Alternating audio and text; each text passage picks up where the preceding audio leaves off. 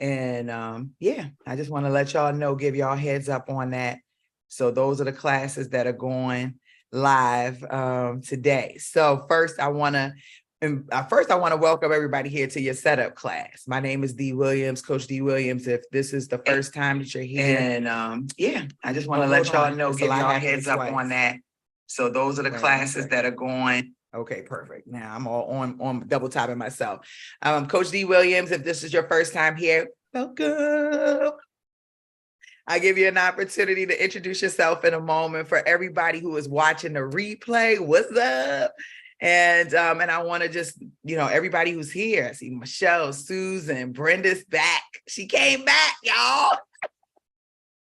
Tasha's here, Nicole, Sade, Michaela, Lakeisha. Who is that? Lakeisha Adams and her husband, Stephanie Butcher in the house. Devontae is representing Identifies Consulting and Staffingpreneurs Academy today.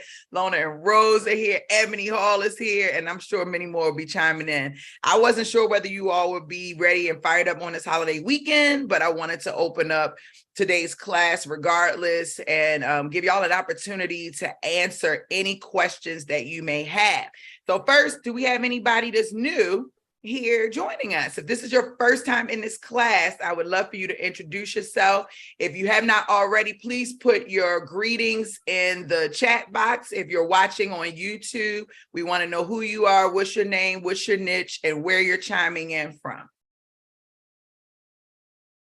I know we got some newbies on here. We got newbies. Lona, Rose, Stephanie. Okay, so everybody is in. Okay, good. We have all great stuff. Okay, perfect. All right, awesome. So let's open up the lines. Good morning. Okay, Tasha said healthcare is my niche and I'm from Georgia. That's what I'm talking about. And it's a really great idea for you all to put your locations. You can DM each other, contact information. The one thing I'll say is we've been around since I started this company in 2011 and Staffingpreneurs Academy became born when I had cancer, right? So that was in 2013, the end of 2013. And I started charging in 2014.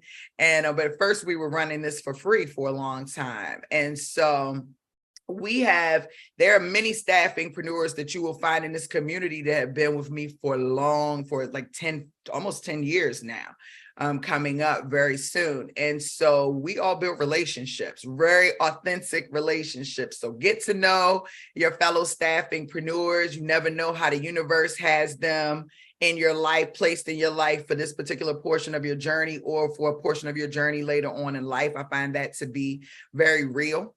And so, yeah, I just want to make sure that you all are out there. Many of you in the same location. Texas is a big spot for me.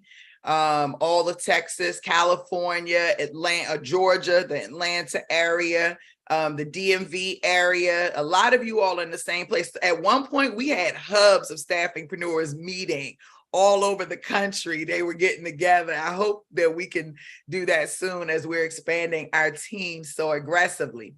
So today we're talking about the setup of your niche recruitment and staffing business. This is the weekly Q&A call that comes with the Staffingpreneurs Academy program. So if you're in the standard program, the standard success program, then you're coming in with your 3 classes, your launch, your setup, launch, and run it. And right now you're in your setup class. So you bring all things set up to this class, anything about your website, anything about your client and candidate journey, anything about your niche overview worksheet, anything about anything legal, I can ask on a light level, but I'm always going to disclaimer to talk to your attorney because that's what I'm told to say. And I think that's important. Anything related to the setup of your business, of your staffing business, regardless of your niche, healthcare, IT, I don't care what it is. That's what this call is about. I think I got to get some tissue. My nose is running. And we do have some questions that have already started in the box. Okay, if you're on YouTube, I'm not looking. Let me get on YouTube. Can you do me a favor and moderate YouTube for me? Or are you busy? If you're not busy, if you can, if you are, no worries.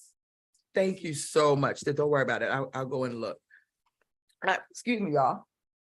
I really appreciate that. I don't know about y'all, but I rebuke cold season. I rebuke cold season. I say this is not an option. The Trello went, yes, because we ain't using Trello no more. But let me add this. Hold on one second. So when I introduced Trello, the staffingpreneurs rebuked that. They did not. They kept saying it was too much technology. My course was too tech heavy, and my program, and they just could not get down with the Trello. So I'm going to take it out. That's why I did. And they were like not able to follow instructions. Like, I was showing them how to copy the board, but they were writing on top of the board. They weren't following instructions. They weren't watching the full videos in the course, just seeing the link, trying to go there, not seeing that there was a process. And they really just messed things up for the entire community. I don't know if we're at a space now where everybody can follow the instructions, and because I put a lot of work in building out those custom Trello boards. And so if people can't copy them and instead they want to edit over them, I can't do that. I'm not gonna spend all my time. Hold on one second. Okay, I just want to instructions, and because I put a lot of. Okay, Craig. Hey, Craig. Hey, Al. I'm having a hard time telling who's a staffing agency and who's a company that's hiring. I hope that makes sense. Okay, yeah, it does. Okay, give me 1 second. We're gonna start. Everybody's ready. Okay, let me get in. Y'all seeing like a real DD right now. Okay, so Brenda said, can you review my niche overview worksheet to make on? Oh, yes. Yes, share your screen, Brenda. Let's get the niche overview worksheet going. Okay, I love that. Stephanie, you have a question about job posting. Please be on standby. You are next. And let's see. Yes, Ebony is fired up. You already know I'm about to drop some gems, Ebony. You already know what it's about to be. Palm Bridge Solutions in the house. We got to talk about Stephanie Butcher. She did a soft launch on Friday, y'all. And like, who was on this side of town geeked up, right? Healthcare niche surgery centers. Yes. Georgia. Yes. Healthcare staffing. Nicole's in the house. Talking about, okay, perfect. Okay, we'll talk about that Trello link again, Michelle. Because if you're going to be nice to it, then maybe. Brenda, it says your screen started sharing, but it's nothing on it. It's just black. And it just says that you started sharing your screen. You mentioned creating a webinar on the ads and automation clinic. How do you start a webinar? What's recommended do you have for getting funds? What recommendations do you have for generating funds for your business apart from business loans? Which background screening companies do you recommend? Can't see Brenda's screen. Facts. Oh man, I don't know what to do. Let's see. Like unshare, and then try to share again. Okay. Yeah. And then let's see how they go. Brenda, you had a lot of questions. I know. I was ready. You had a lot of questions. I don't have any recommendations for a background screening company. That's your job to go out and figure out who you want. I don't have any partnerships right now. I definitely need a partnership, but I don't have any true partnerships right now with background check companies. I really do take my partnerships very seriously, so I don't just bring people on just to bring them on. YouTube, where you chiming in from? What's your niche? What's your name? I want to know. Living the Dream, Andrea Richardson, Cocoa Beach, Florida. Yes, construction management. Great niche. Great niche. Craig in Miami, healthcare. Brenda? Is it still black? It ain't moving, Pooh. Oh, goodness. I got it on sharing. I can see it myself, but I don't know why it's not showing to you. It says... share the link with me. Share your URL with me. And then I can share it with you. So you can unshare your screen. Okay. And while you're doing that, and you can put it in the chat, and you can put it in the chat to me personally. And then I'll be able to see it if you don't want everybody else to have it. And then I want to talk a little bit while you're doing that with Elle. She said, I'm having a hard time telling who's a staffing agency and who's a company that's hiring. I hope this makes sense. And so I want to talk about that because that's a great observation. My question to you, hey Eli, my question to you is, where are you going to where you're feeling like you're having a hard time deciphering who is who? Are you going to job boards? Are you going to LinkedIn? Like, where are you going? You know? So that's the first question that I have. But I do want to also ask, because I should have probably asked this first, like, what are you trying to accomplish ultimately? Those are the two questions I have. What are you trying to accomplish ultimately? And that's that other, please. LinkedIn and job boards, right? So on LinkedIn, their company, the information should be on there, and you should be able to, if you know, to be able to decipher in that way. Most companies are LinkedIn as, or are tagged or put in a category as a recruiting and staffing agency, right? So when you go into LinkedIn, let me just say, hold on. When you go into LinkedIn, there is the industry. I guess that's what I was trying to look for. Like when I just do a basic search and then I go in and I do all filters, you can go in and you can look in the industry. And in the industry, there is like staffing, right? There is a staffing and recruiting industry. So companies typically should be listed under the staffing and recruiting industry. But depending on your niche, like for example, in IT, there are companies that consider themselves more IT services and consulting, business consulting services, outsourcing and offshoring consultants. All of these people do a form of staffing in their own right. And so, yes, then you could potentially be, you know, in a different kind of space, to be honest with you, right? So contacting the hiring managers for candidates, exactly. But more than anything, you want to look, so who are you? What's your niche market? What's your niche market? I think it's healthcare, if I remember. Hey, Melissa, good morning.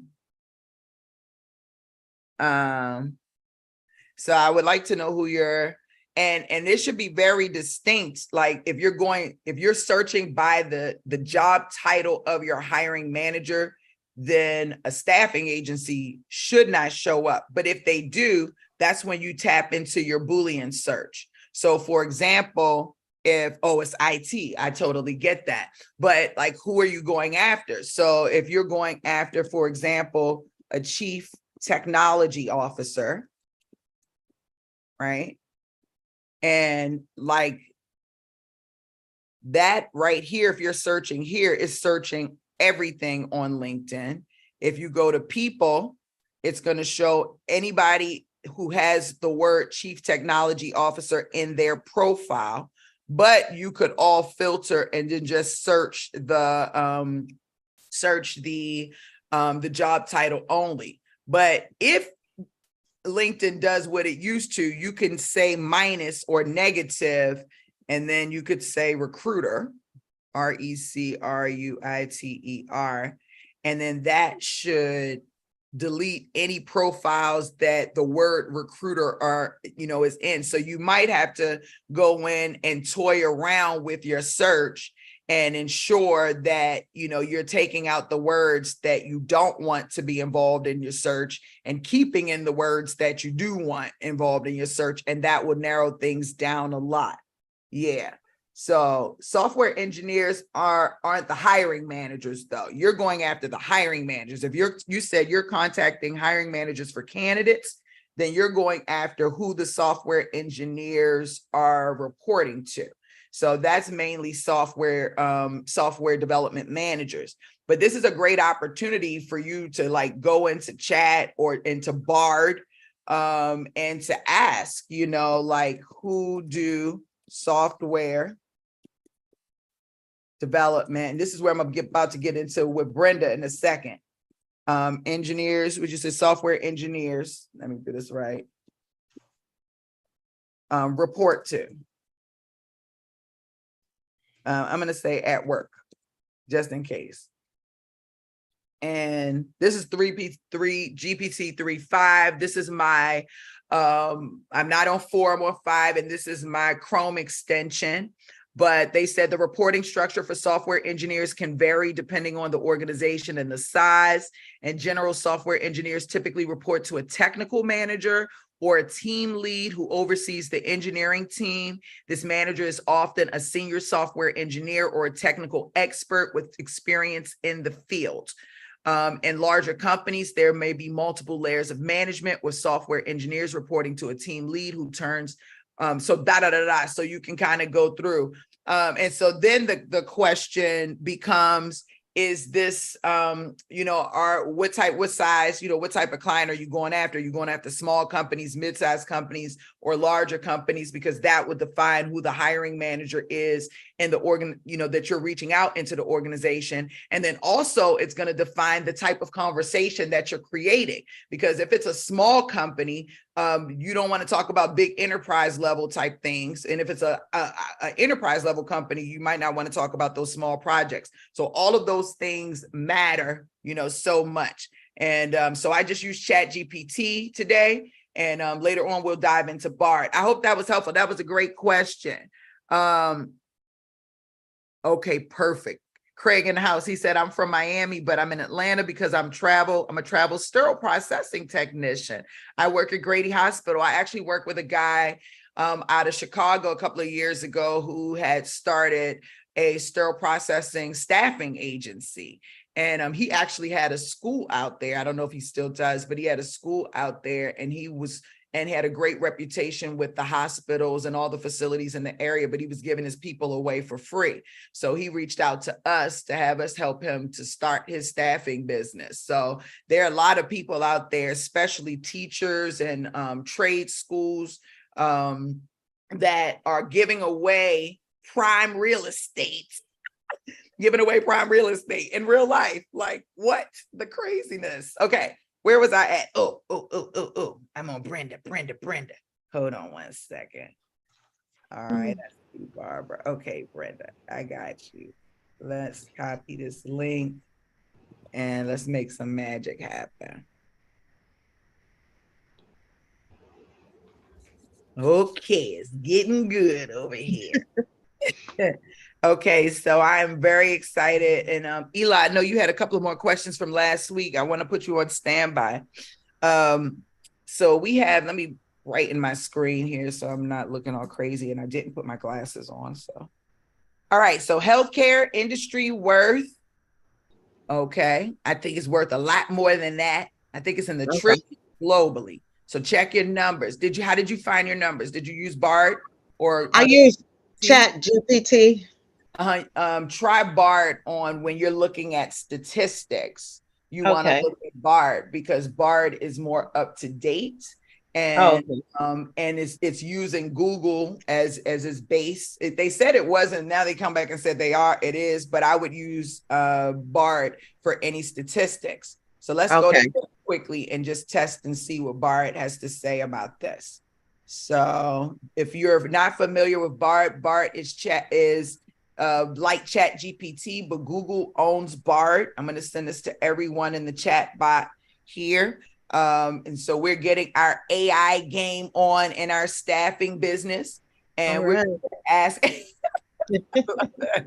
and say, what is the healthcare industry? What is the net worth? What is the healthcare staffing industry worth today within the United States? Let's see what he says. Maybe I'm wrong. Maybe things will happen, but I've seen enough of these niche overview worksheets to know that number I think is a lot higher.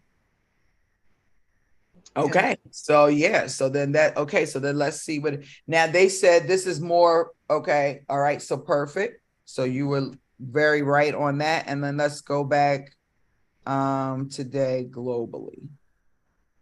I've seen a trillion. So maybe things have changed. That's why I asked today. And we're in a post-COVID environment. Okay. So there you go. Right. So your numbers look very, very good then. Okay, we on fire. And I think that's exactly where you were. So you're a little bit lower. So globally, that they said 41 billion. That doesn't even make sense. How is it 41 billion globally but then it's I was wondering about that too. but it's 64 in the United States. That doesn't even make sense. That doesn't even make sense. So let's go and do some more research. Okay. The U.S. healthcare staffing market was accounted for at least 26 billion and 22 is expected to reach 41 billion. Okay, so maybe, but that's see here. I think I don't know if we know what it's worth. Look at here. It says projected 89, 40 billion. Okay, so we're gonna stick with what they say, but it don't seem plausible to me. It don't seem plausible. Here they say the healthcare staffing market size was worth 87 billion, you know? So, and, you know, I don't know. But this is the staffing industry analyst, and I really believe them more than anybody. But this was in 2021, but they said 8%. This was the staffing temp market. We're just talking about straight. Oh, I don't know what the heck I'm thinking. Y'all didn't even catch me. I'm over here doing not what is the healthcare staffing industry worth? What is the healthcare industry worth? Oh, yeah. Industry worth is 808 billion. That seems more like it. That seems more like it. So what did I type? Did I say healthcare staffing? Oh my gosh, y'all just gonna let me work? Like, let's see what comes up here. I was like, something is not right.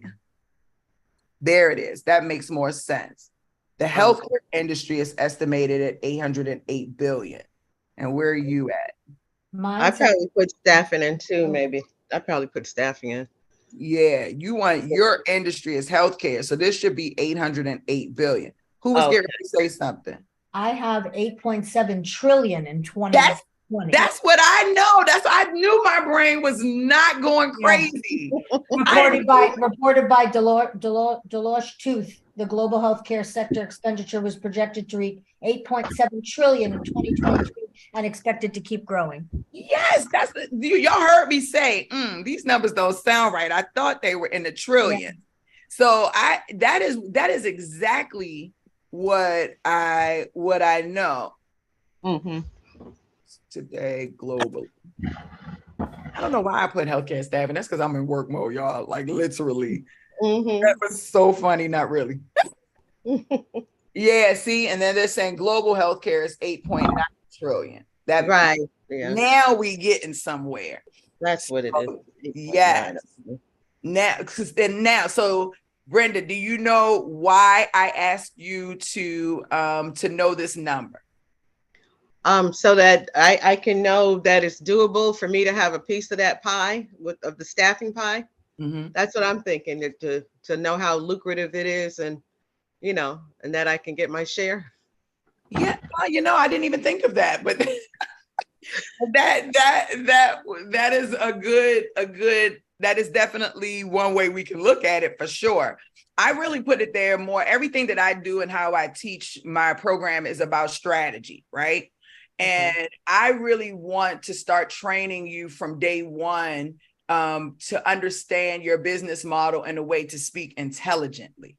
Most people out here just starting staffing businesses, they don't know what they're doing. That's why they're like, I need a contract. They're not taking time to really understand the business and to be able to speak in an intellectual at an intellectual level with their peers, with hiring managers, with other people in the industry. So getting you indoctrinated with understanding your market, understanding the statistics that are built around your market. When you're doing this niche overview worksheet, you're going to see that when you start getting into conversations with employers, you're going to be able to spit these stats out like crazy. And in order to really sell someone or to connect with someone, you've got to be able to connect with them through the mind and through the heart. And if they are on the line with you, they're engaging with you and sharing energy with you, 9 times out of 10, you can probably do the heart piece a little bit easier, right?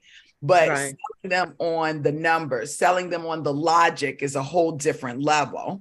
And so understanding those stats, you're going to find times to be able to spit that in, especially when they start gaslighting you on money. Okay. Mm. This is the greatest. This is one of the best stats you can use when they start gaslighting. Oh, we don't have it in our budget. Really? That's interesting, because recently I read the healthcare industry is estimated at $8.9 trillion and expected to grow at a compound rate of 5.5% from 2023 to 2030 to reach 13.4 trillion by 2030. Tell me, where is it going? All right, that's good. Okay. Yeah. So now you're able to kind of maneuver a little bit differently. Now you've gotten in. Okay. So then you can say, okay, let's talk a little bit about your budget. Let's talk about how you all are budgeting. How much have you been paying your nurses, or what type of budget do you have set aside for staffing? And then you can start to move the conversation along. So it's a topic. It's a conversation starter. It's a conversation injector. It is a networking, speaking piece. It does a lot for you. It is the starting point of your business. Are you fired up? Yes, I am ready to go. Okay, that's what I'm talking about. That's the energy I need right now. Okay, so we're gonna take this and we're gonna copy this and we're gonna throw this in this section right here. And and what I do when I'm really into something like this and I'm launching a brand and I know I want to talk about it a certain way, I get these index cards and I put the things that I want to remember the most on my index cards, and then I post them in my bathroom. So, because that's where I live at the most of the time, is in my bathroom. It's huge, it's comfortable, don't ask questions. So I just put the index cards everywhere. And that way, whenever I'm brushing my teeth or whenever I'm doing things, then I can look at that, so that, because it's really just a subconscious, I want to remember on a physical level and then on a subconscious level. And then I'll also do other things, just giving you tips to help you memorize things so that you're prepared when you're talking to a hiring manager or when you're talking to a candidate. Like, I will take those things I want to remember and I'll audio voice them, and then I'll go in and put them behind Drake or on top of Drake's music. And then I'll listen to it in my ears, like while I'm working out, and then Drake is in the background, and then I'm saying, and then I'm repeating. And so that way, when I show up, I'm showing up in the most confident version of myself, and, not just, just trying to wing it and play it by ear, if that makes sense. I hope that was helpful. It was very helpful. I love that. Okay, so let's see what else we got. Okay, let me see. Industries, like, because of COVID, there's an increase in demand for established. Okay, where'd you get that stat from? You want to always cite your stats in the event that you have to go back to it. And you might want to go back to it because somebody may say that they don't believe it's true. You might want to go back to it because you want to use it in a blog article at some point. You might want to go back to it because you might want to create a lead magnet around that idea.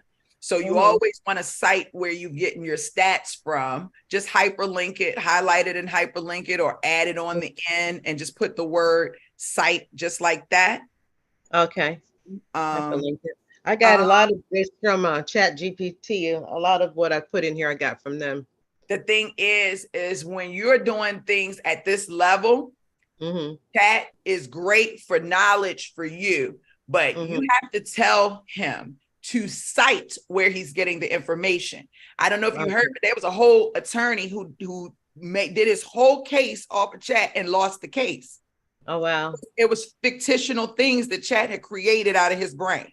Oh, wow. Okay. So he's not God. He's not even close to being us just yet, even though whatever. So you got to get it. Sometimes I take it out of Chat and then I'll put it in the bar. And then I'll have bar cross-reference, and then I'll even cross-reference Google. You watch me do that today. So I like, if I'm getting stats or I'm getting articles, like I'll go to Chat and see what he has to say. And then I'll take what I get from Chat and take it over to Bart and ask Bart to give me more information about it and to cite where he's getting information from, so that I can make sure that it is real. I'm not putting no crazy stuff out. You know what I'm saying? Very, very, very important. If you Okay. want YouTube, you got to like this video if you want me to keep streaming, though. I don't have enough likes, and it's a lot of people there, so you got to like. Okay. Love it. Awesome. Okay, so you're getting your statistics in. I love it. What's important about your niche? I'll let you. That's perfect. That's whatever is important to you. You're doing Georgia, Alabama, South Carolina, Tennessee. Are these the places where you're going to have workers' comp insurance? That's my only question. Well, I'm really focusing first on Georgia, but I know you wanted us to have at least 3 different things for, scaling. Yeah. And workers' comp is definitely here in Georgia where I am. I'm going to start there. Perfect. Awesome. Okay. Let me pull you down to the next section. Okay, so you're doing medical centers and hospitals, psychiatric facilities, rehab, treatment, correctional facilities. I love this section right here. You may not fill out for a while, but this is about you creating standards for your niche recruitment and staffing business. When you decide that you're going, as you grow up, you're going to have a food palette. I have a very distinct food palette. Like, I don't like anything. Okay. I am the world's pickiest eater. I should probably go down in the Guinness World Book of Records of being the world's pickiest eater. Real talk. So I have high standards for the type of food that I put into my body. Some people have standards around the shoes that they wear. Some people have standards around the home that they live in, the car that they drive, the men or women or them, they, or whoever that they date, right? Everyone has to have standards. The one thing that I've noticed over the past 10 or so years working with staffingpreneurs is that many of them have zero standards. They walk around like they thirsty women or men out here, literally. Like, give me a contract, and not and will take it at the expense of their business being hurt, right? Meaning at the expense of taking a lower rate, at the expense of being abused by a facility or a hiring manager. Just no standards. Just kind of, if it was a woman or a man, they would be going to the trauma center or the center where you go and get yourself saved, because that's what's happening. When you come to the door with standards, people treat you differently. And so I had to include this section in my niche overview worksheet, because I need you to have standards from day one. Companies who believe in what, or who believe what. Companies who, one of the things should be who pay their bills on time. That's right. Yes. You should have a standard. I won't work with anyone unless they pay their bills on time. A credit standard around the companies that you want to work with. If it's not a credit standard, it may be some other type of standard. I don't know. But you want to define standards. One of my best clients in Oklahoma City, her and her daughter, when I would be in an office, I would walk around, and everywhere they had their standards about the type of company they would deal with. And people would call it all the time wanting to do business with them. But if those companies did not reflect what this company, it was TRC, it was one of the franchises, what their standards were, they would not do business with them. And that was very smart. So I want you to create your standards. It's maybe something you believe in right now, or you feel right now. It may be something that you learn over time after having many experiences. But I'm going to tell you, if you don't create standards, people will use you. They will take advantage of you. Businesses, people within businesses will take advantage of you. Okay. Okay. All right. Yes. I hadn't thought about that, but that is important. That makes sense. Very important. Okay. So what job titles will you be filling in what amazing industries? So you're filling med-surg nurses and LTC companies. Okay. I have no problem. No, I'm not. I think that was already up there. I'm doing an example. Okay. Right. That's my example. Yeah. I'm doing registered nurses and nurse practitioners with the acute care companies and hospitals. And the other ones. But you're doing, okay, so medical centers and hospitals are the same thing? I don't know. That's a real question. Yeah, a medical center is a lot larger than just a hospital. They can have different types of hospitals within a medical center. Okay. They can have a children's hospital, a psychiatric hospital, and an acute care hospital, all in a medical center. And then a hospital is just a hospital, like it's more general, it covers different things that come in, and they're not as large. Yeah. Okay. Let me just look in here. So these are the jobs that are on, these are the total job. How many of these job titles in total are on a Snag a Job? Did you find the job title or the job? Because people mix this up. I'm looking for the job. I'm looking for the job for the number of people that are on there. Okay, I put in the job, I guess, openings, like for RNs when I went to Snag a Jobs. Right, but this section is about how many people, not how many jobs. See, are actually applying, you mean? Oh, okay. No, how many resumes? How many people do you have access to? Okay. See, you got to be able to know how many people you have access to, how many people you can get in front of, how many people you can call. Like that has to be that way. Knowing how many jobs is cool. I think there's a section for that further down. Number of jobs are here. Okay. But here you need to know how many nurses do you have access to? Okay. How many nurses do you have access to? And I left these open for you to find places where nurses are. So if it's Nurse Recruiter, it's how many resumes are on Nurse Recruiter that are nurses. How many resumes are on WorkSource? That's why I use LinkedIn and Indeed. These are all about how many resumes are on Indeed. But you went to jobs. That's not what you didn't know.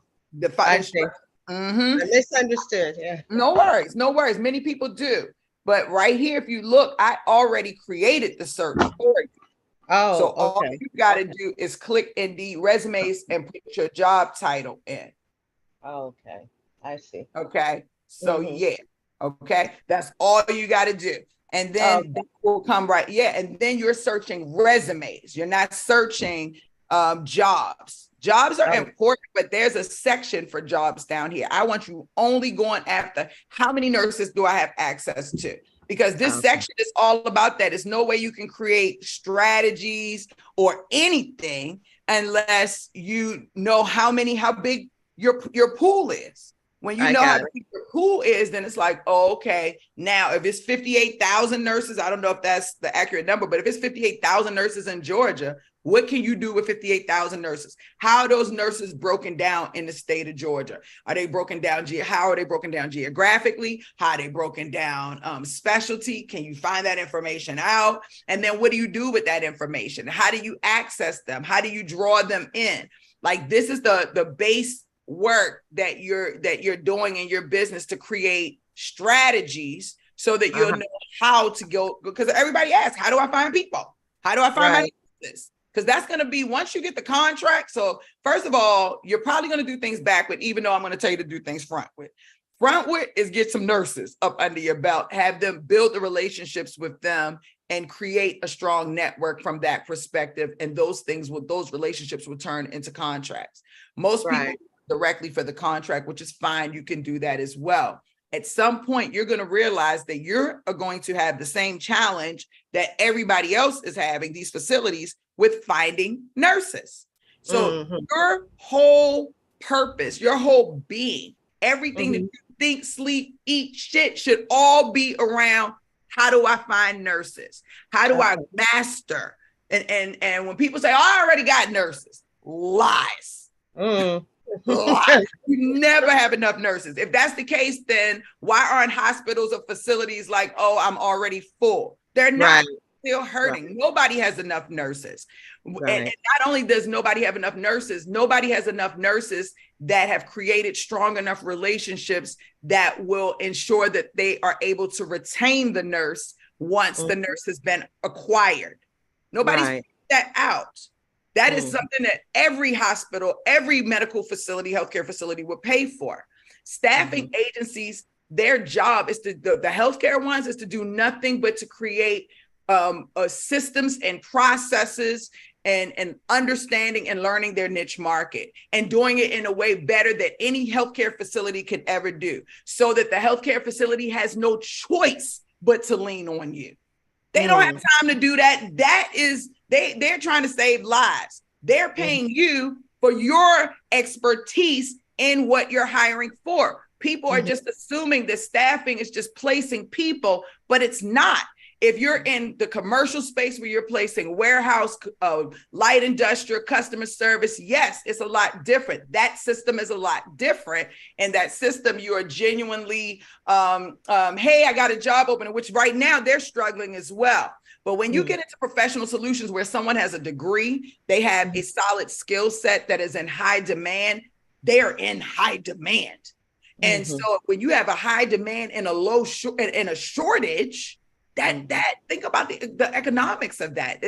So you've got to build relationships, and you've got to build real authentic relationships. And those authentic relationships will then turn into real contracts, real job orders, and real life. And I've seen it a million times. So I know I was preaching. I didn't mean to even go there. That was good. We needed that. But it's the real deal, Holyfield. So that's why I'm so passionate about the niche overview worksheet. I think even you understanding that, you're in a great space. Come back next week and let's look at some more. Okay. Okay. All right. Thank you so much. Appreciate it. Awesome. That was helpful. That was so awesome. I love y'all. Show her some love in the box, or the chat box. It takes a lot of energy. Okay, we are at the ATSM. Can we schedule ATSM? Okay, so Barbara, yes, she says we've completed all the course material with notes and started completing the checklist. We are at the ATS demo setup. Can we schedule an ATS demo with Crelate? Yes, just go to crelate.com/DEE. And we can go from there. Okay. Thanks, Deanna. I appreciate you allowing me to be myself today.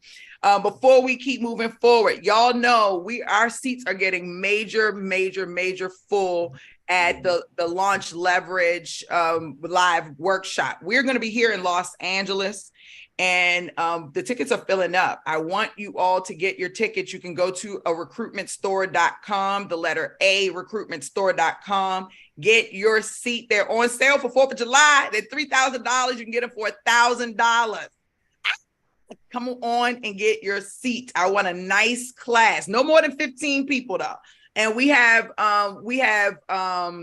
in-person tickets, and we also have virtual tickets. The virtual tickets are on sale for $500. So I want y'all to go to a recruitment store and get your tickets so that you can see us live. Okay.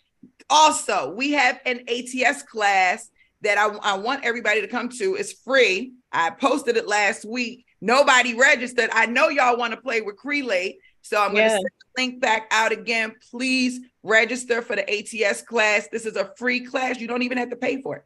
Okay. It's all free. Y'all get to hang out with me, and we're going to go through the ATS and just make sure that your ATS is set up on the back end, that you understand what you're responsible for, what we do when we help set your ATS up. If you're not using Crelate, you can still come to the class. There's a lot that you may learn that you can incorporate into whatever applicant tracking system that you're using. So don't forget that. So Crelate, 4th of July sale.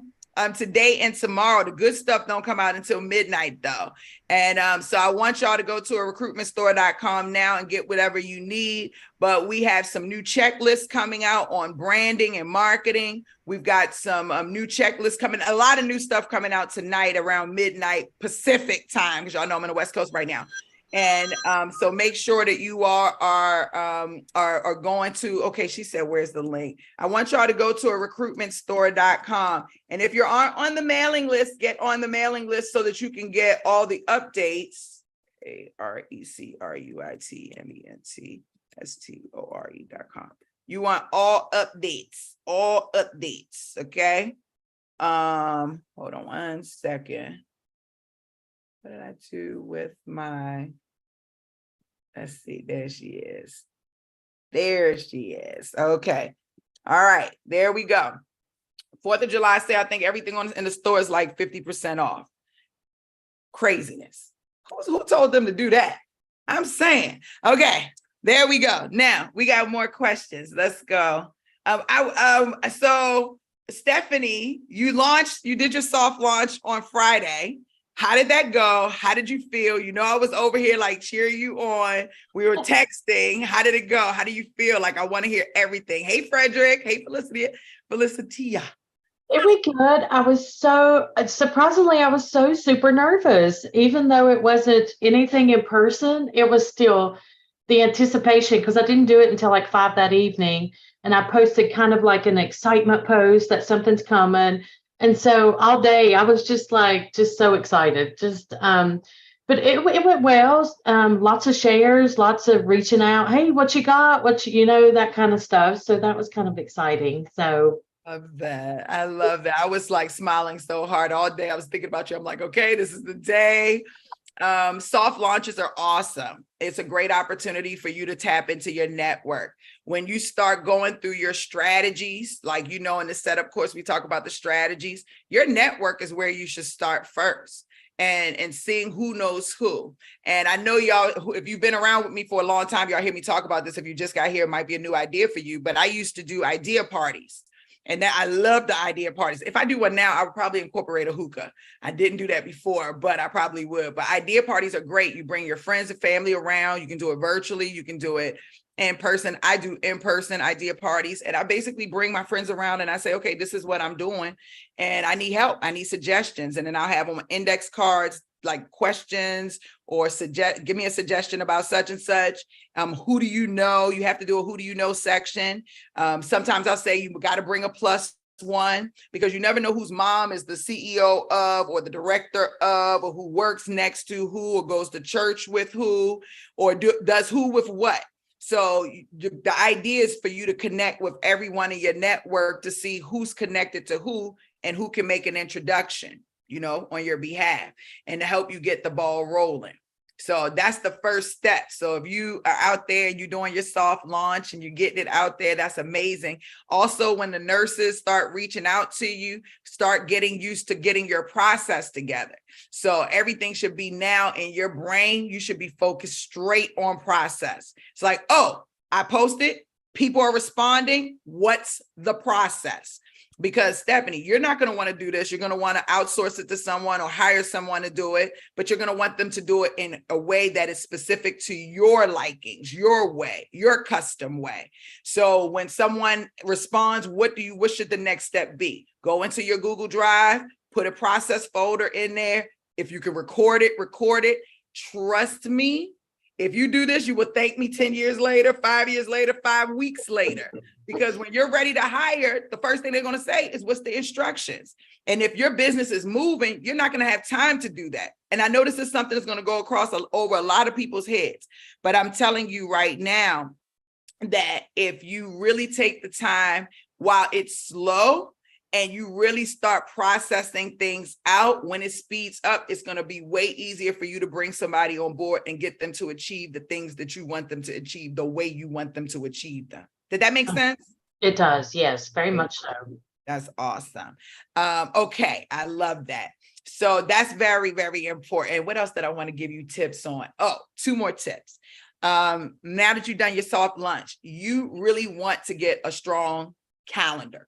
You want to now start to be married to your calendar, and your husband may not like that, but you want to start really putting your business and putting your life in blocks of time so that you can achieve all the things that you want to achieve. Because what's going to happen is you're going to be talking to Devontae, your program advisor, and you're going to be saying, I didn't have time. I didn't have time to do that. I feel like I'm not moving. I feel like things aren't happening. And it's really because you haven't really given yourself structure. So I would say even today, the first thing to do is like, okay, this is my schedule typically. These are the hours that I know I can commit. These are the things that I'm going to do during those hours. And you commit to those things. And that way you'll get things going. Volume is everything. In the beginning, it's a numbers game. So you're going to hear a lot of no's, and that's okay. Those are not really no's. They just mean not right now. So your job is to store that information in your ATS and to just put yourself on a follow-up tickler system. And that's the last tip I would give you. The fortune is in the follow-up. It's not ever in the first phone call. It's not in the first meeting. It's not in the first introduction. It's very seldom somebody is going to do business with you or give you money on the very first day they talk to you. Sometimes they will. I've definitely had that happen, but many times that's happened because they've watched my videos for 3 years or 5 years. People do business with people they like, know, and trust. So typically you're building a relationship. It may be 2 phone calls. It may be 3 phone calls. It may be 25 phone calls. But when you stop following up is when everything falls apart. So if you become like so obsessed with process and following up, you're going to win in ways. We're going to be sitting here talking about. I'm ready. I'm ready. It's going to be like that. Okay. So that is real. That's some real advice to give you as you are going through your launch. I am so happy for you. Thank you. Thank you. Seriously. Couldn't have done it without you. Thank you. That's awesome. Okay. Susan says, how do we create the avatar help growing the business? How does creating the avatar help growing the business? That's great, because that is who we're actually going after, right? So I didn't come up with the avatar piece. I don't know who did. I'm not going to lie, somebody in marketing, but typically it gives us a vision of who we're going after. So in real life, you would have an avatar for every group or person that you're going after. I like to do a male and female avatar, but a lot of people feel like that's extra work. So I'll leave that up to you. But I'm looking for a certain type of person. So like, for example, Susan, you are an avatar in our company. Maybe not your specific face, but we do have an avatar of you, someone who's in the business, who started during COVID or right before COVID, whose business is not functioning properly. Like that's an avatar. That's a type of person. All right. And from the healthcare space, we have avatars for the majority of the people. We have 20 different markets that we tap into here at Staffingpreneurs Academy. And so we have avatars for each and every one of them. My niche overview worksheet is 500 pages long for Staffingpreneurs Academy. It's not a game. And I have been building it for years. So that avatar, and our avatars, we add them, we change them as our company infrastructure is growing. I was a solopreneur for a long time, and now I am scaling and growing. You see my staff coming on board, and they're growing throughout this course of this business globally. I think we have 45 employees across the globe between my 3 companies. It is a whole different ball game. So, now you have to just do things on a different level. You got to have avatars. You've got to be able to know your market. You've got to be able to have real conversations with people in order to actually connect with them.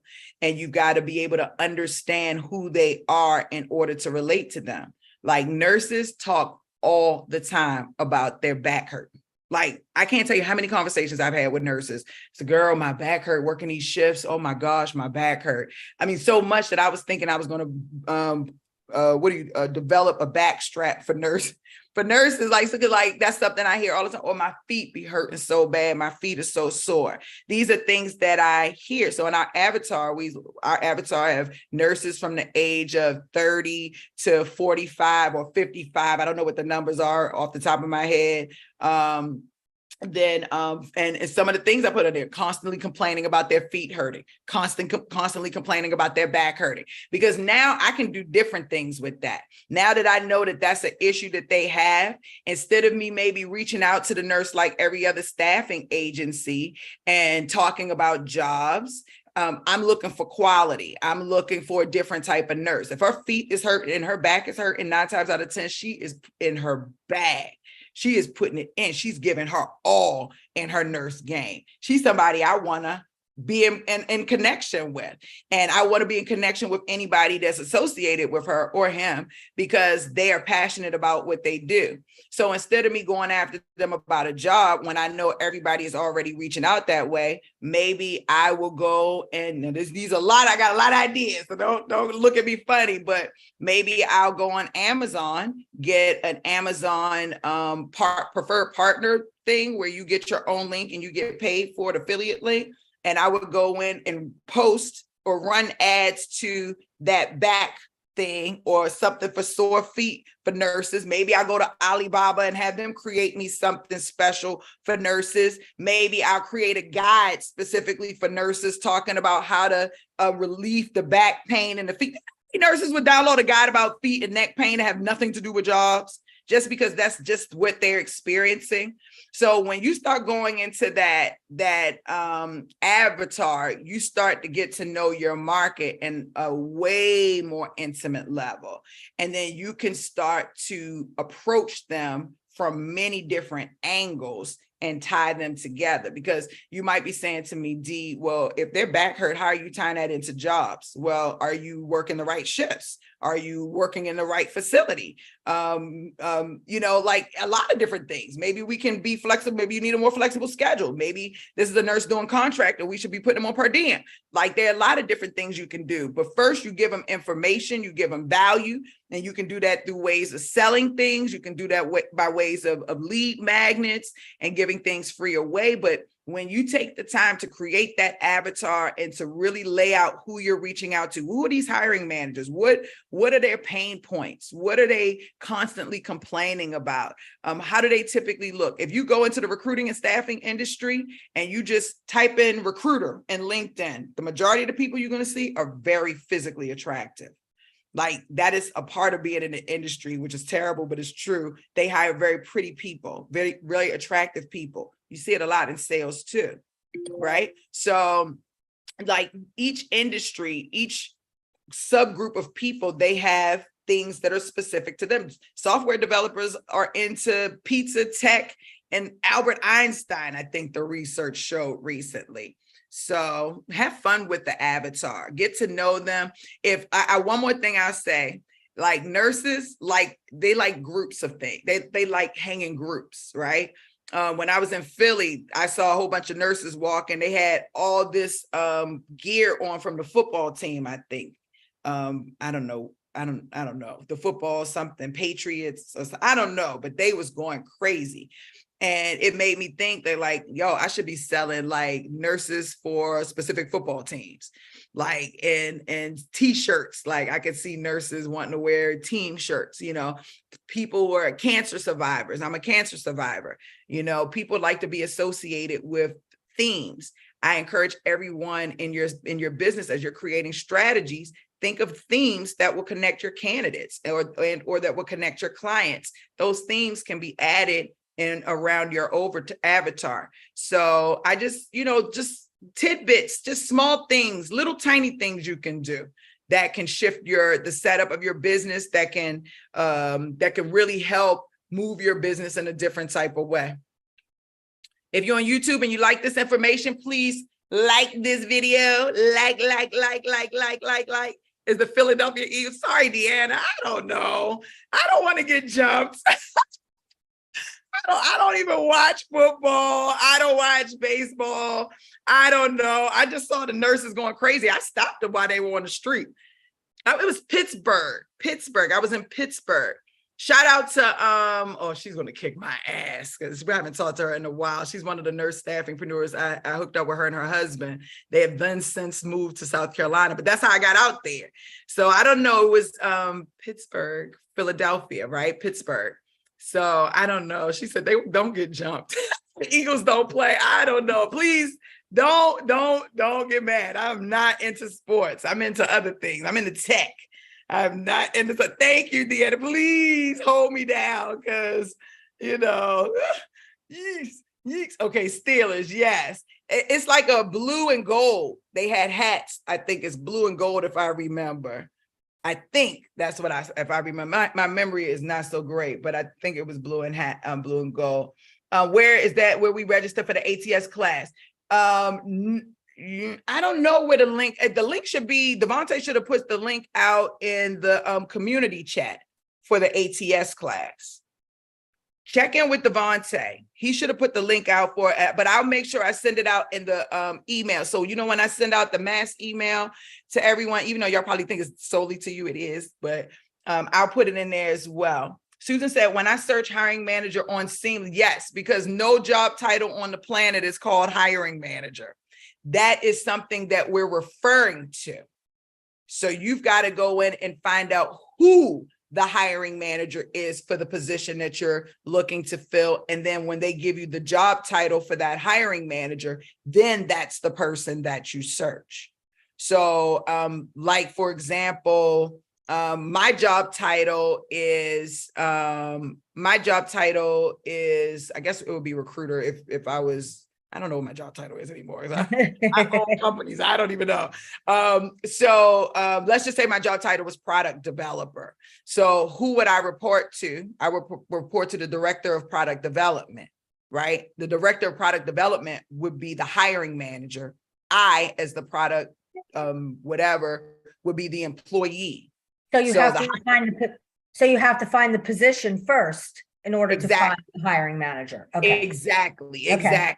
So like you could go and chat Bard or Google or Bing and just say, what is the job title of the person who the software developer reports to, or the med surg nurse reports to.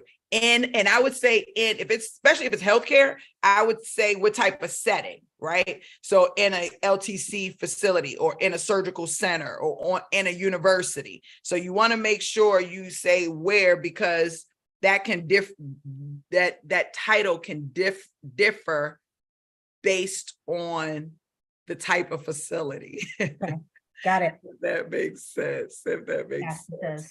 Thank you. Yes, that's perfect. That was a great question. Actually, a question that people ask pretty often. Because I say the hiring manager, but the hiring manager is typically the line manager, the person that is reports that you're trying to hire, reports directly to. Above that hiring manager, you'll find probably C-level, director level, VP level, C-level. Now you're going further. If you think about it, when you look on the niche overview worksheet, and you'll see I have a overachiever section. That's for people who want to go beyond the hiring manager.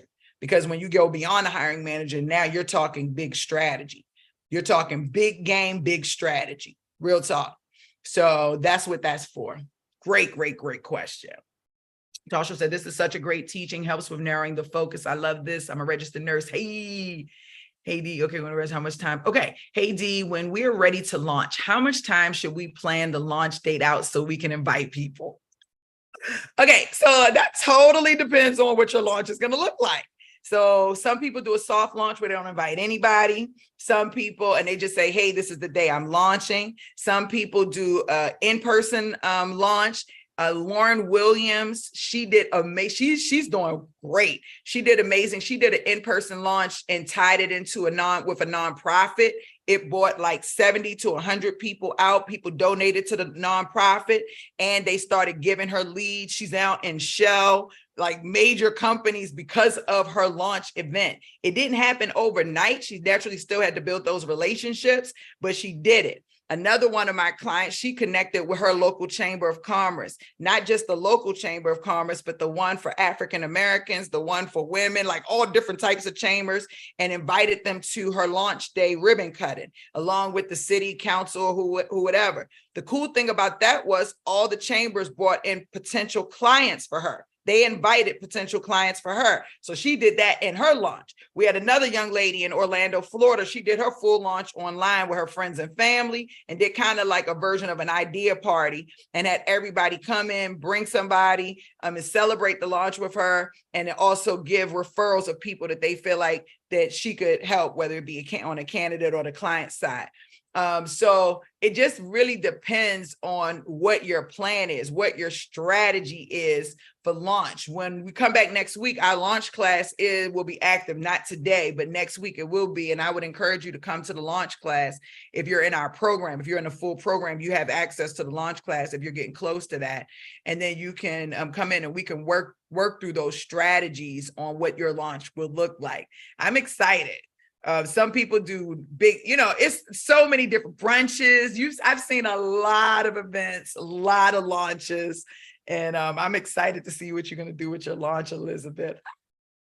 Do you have ideas? I don't even know if she's still on here. I didn't even see. Let me look. Yes, she is. Do you have ideas, Elizabeth, around your launch? I'm so excited. Thank you. Yes, of course. I love that. I think we got everybody's question. I just want to make sure. They're going to do an in-person luau. Oh, that's going to be fire. I cannot wait. I hope I get an invitation. I hope I get an invitation. I love it. Slow start. I'm ready to move things a little faster. Okay. So Tarsha, really quickly, you say you've had a slow start. I'm ready to move things a little faster. I need a little direction. I have finished over 50% of the course. Okay, great. So Tarsha, finish the rest of the course. You don't have to go in and do all the things. Just go finish the rest of the course now so that you can go in and see what else you have to have. It'll speed up the process a lot faster. Don't try to do it as you're going with the course. Finish the rest of the course. Just watch the rest of the course and then go back and start putting things in order. And you'll see a very big upkick in how how everything is moving.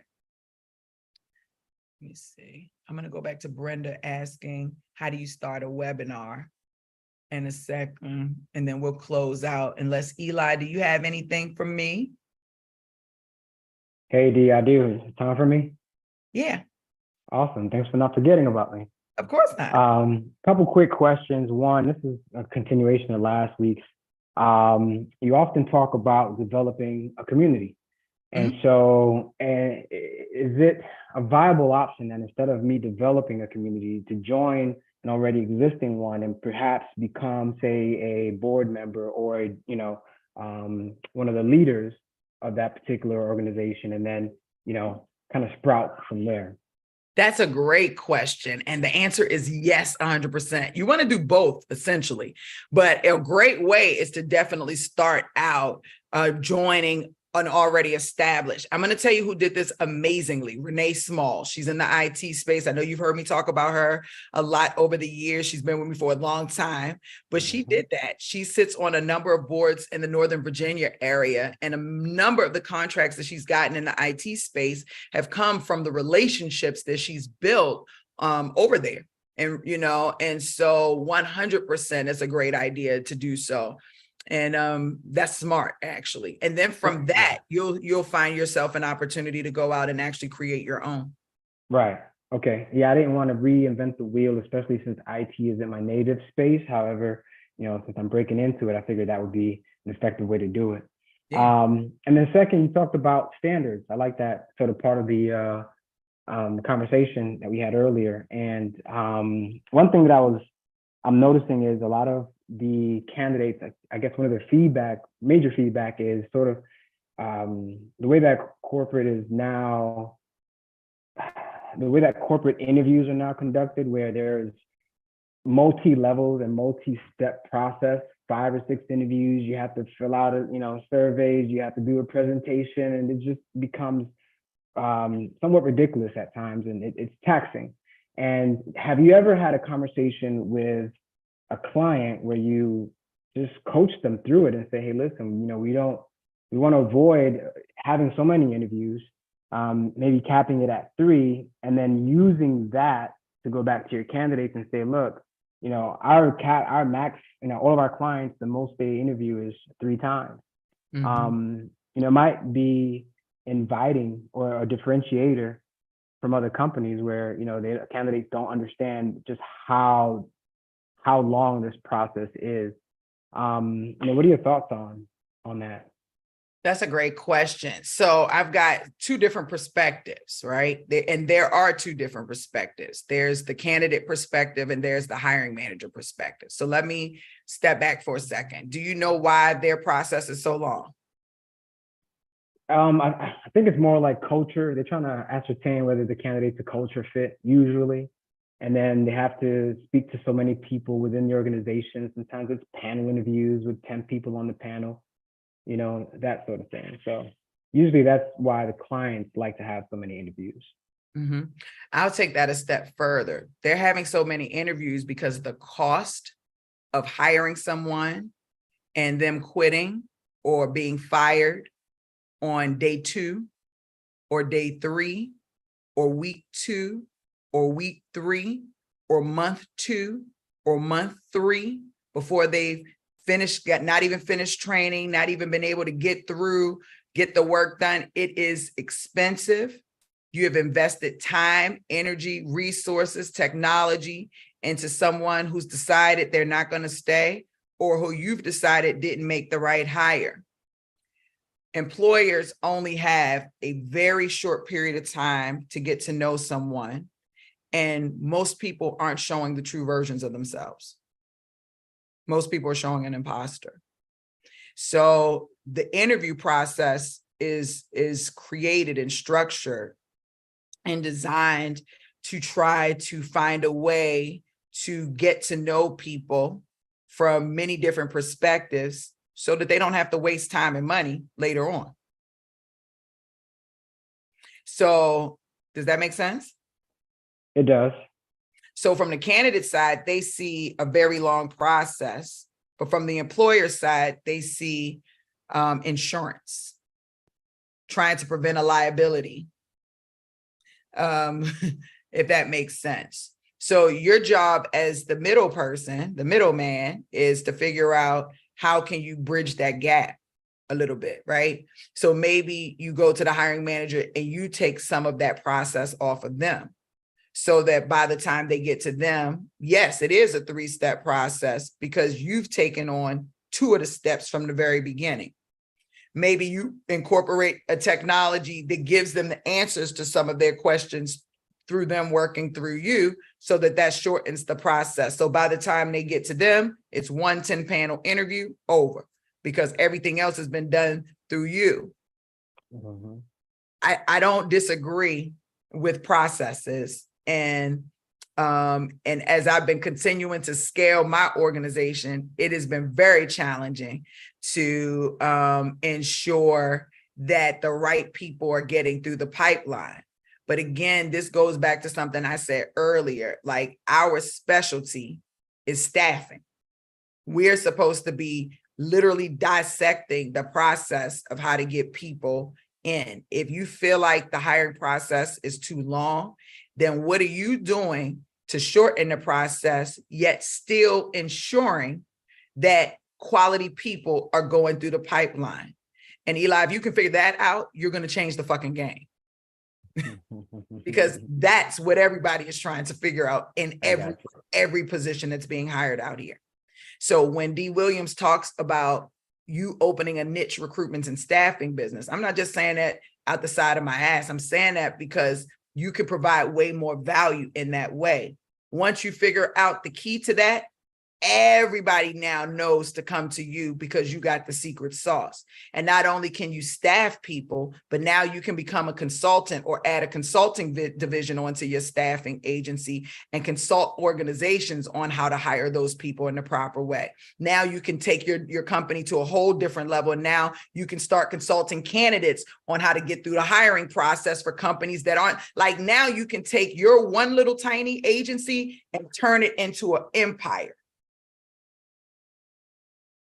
That's what being a staffingpreneur is about. That's what the niche is all about. Okay, so it sounds like I'll take some of the burden off of the hiring manager by getting the details from them of what, how can I help not expedite, but maybe help you screen the candidate before they even come to you, whether that be survey or even a video interview that I could have run, or whatever that particular client demands or prefers. It could be a customizable approach, and then take it from there. Yeah. And think about it, like, yes, 100%.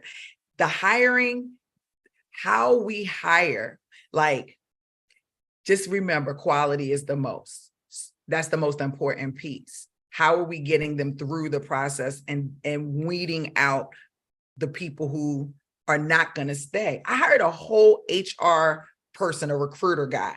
In real life, I hired this guy, and he literally 2 days in, he resigned.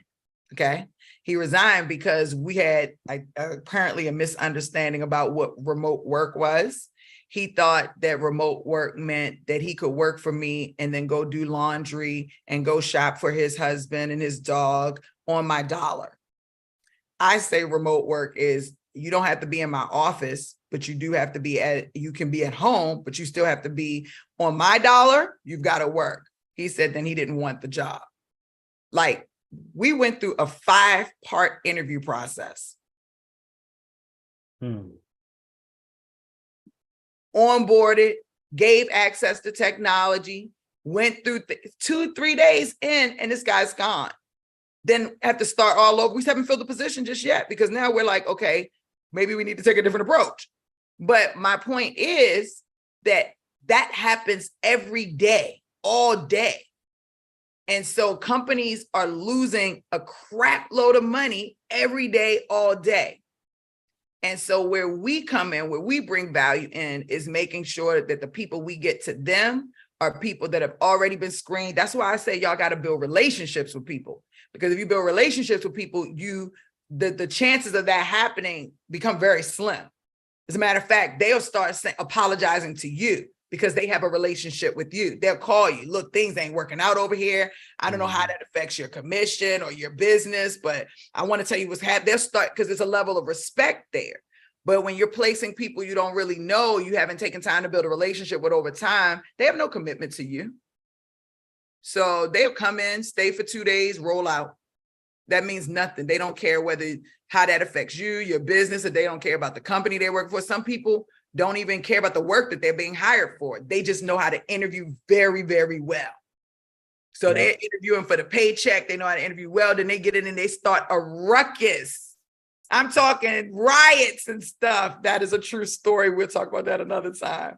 But a guy went in and started a riot in the company. Like, it's just, you don't know who you're really hiring. And that short period of time that you get to know them through that interview process, for them to show me they're imposter is just not enough time for me to be able to say that this person can actually do the work. So now what the goal is what type of screening process can I create that will weed the people out that aren't going to be a fit for the culture and for the skill set of the organization that I'm looking to hire, and whether it's my organization or whether it's somebody I'm hiring for. And Eli, it's way easier to hire for other people than it is for yourself. I'll put that out there too. Gotcha. All right. Appreciate the feedback. That's all I had. Yeah. Awesome. All right. Y'all are on fire. Now, listen. If you're on YouTube, like this video. If you're on YouTube, I am going live for my class today as well. My Run It class is in about an hour and a half. So you can join us for that class. It's a 2-hour class. I don't go live on that class hardly ever in life, but it's a holiday weekend. I'm feeling good. So we'll do that. Do me a favor, go to recruitmentstore.com and take advantage of our 4th of July sale. It's important. Okay, there are things you want and you need. Tomorrow is our real actual sale day. Everything will be crazy discounted. Connect with Larry if you wanted a package and you're trying to figure it out. Come back to class later. We're going to learn so much more. What else did I want to say? We have a live event coming up. Go to recruitmentstore.com. Get your live event tickets. They're on sale this weekend, only last sale day. They're on sale from $3,000 to $900. Get your tickets. Come hang with me. Okay. And I love y'all. Thank you, YouTube, for hanging out with me. Thank you, all my staff entrepreneurs here. The replay for this will be posted. I didn't actually record today since it's live on YouTube. So I'll pull the YouTube link and add it into Reskillify so you all can catch the replay if you need to. And you'll also be able to catch the replay for the Run It class for my people who are not yet in that class. If you want to come in there on YouTube, you can, but I will run it live today for all my Run It folks. If you have launched your business, you should be in the Run It class. If you're about to launch your business in the next 2 to 3 weeks, you should be opening up in that Run It class to start preparing for the launch of your business. Okay. Yeah, we can talk about webinars next class because, we can definitely talk about that next class. All right. I hope y'all